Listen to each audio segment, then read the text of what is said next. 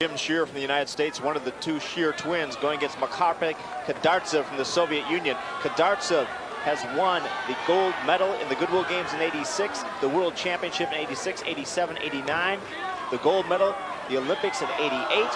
His only loss in international competition ever was to Jim Sherr, his opponent right here. Like we have seen moments ago, no score in a match that is already halfway over. What's happening, Russ? Well, I'm not sure if the Soviet strategy, I think they were a little bit concerned in the early matches because they were aggressive and they were getting beaten.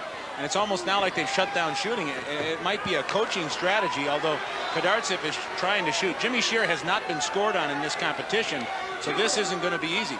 Khadartsev, as you said, Craig, the only loss he has in international competition is to Jim Sherr, and that happened in the '89 World Cup. So this should be another close match. The United States is in charge of this. Obviously, they're looking for the team championship victory, so they're not as concerned about opening up and making mistakes at this juncture in the match.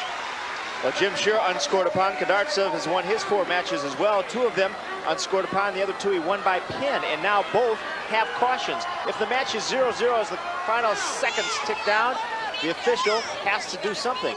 And there are the parents of Jim Sherr, from a family of 9 children. Grew up in Mobridge High School, South Dakota. Jim Sherr now, he already has his MBA from the Kellogg Graduate School of Management from Northwestern University. How many little towns, Craig, can claim 2 people like Jim and Bill Sherr? They get all fired up every time they're in major competition. A minute to go. Jim Sherr from the United States against Maharbek Khadartsev from the Soviet Union. Khadartsev locking around the chest of Jim Sherr, trying to block him, moves into the single leg. We're going to see some points here. This should end up in some scoring. He has to put the knee down on the mat to get control. They will not give a takedown. In high school or college, this would be one, but not in international. A knee must touch the mat to score the takedown point. Jim Sherr obviously in trouble right here. And there's the back exposure. And he gets 2 points. He should have given up the 1. He should have let him take him down instead of giving up the 2. It's hard enough to get 1 point back. Now he hurt his back. Never mind the back. That was a tough break. He should have just conceded the 1 point takedown. Got himself injured a little bit and ended up losing 2 points for the exposure on the edge of the mat. And he hurt his back. Here's exactly what happened. As you mentioned, he could have put his knee down, given up the 1 point. A takedown would have been awarded to Khadartsev. But instead, he grabbed the legs. Khadartsev did it very quickly. It was really hard for him to concede. I think he realized at that moment that it was a mistake. Hurt his back and lost a 2 back exposure, but he's ready to go again. 30 seconds to go. Jim Sherr behind 2-0.